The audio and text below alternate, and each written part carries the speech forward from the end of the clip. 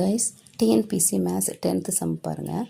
1 2 3 4 10 double list 6 7 8 9 is equal to what அப்படின்னு கேட்குறாங்க. அதாவது 1 2 3 4 10 டபுள் லிஸ்ட் 6 7 8 9 இந்த இடத்துல எக்ஸ் என்னன்னு கேட்குறாங்க. சரிங்களா?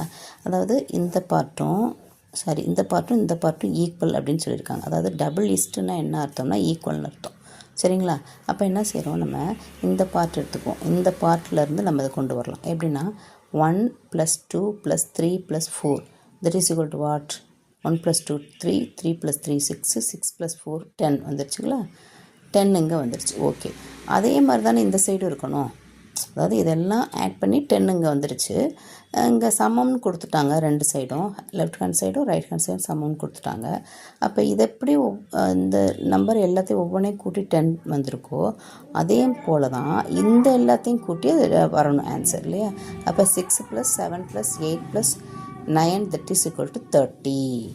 சரியா? அப்போ x is equal to 30. அப்போ ஆன்சர் என்னது? 30. சரிங்களா?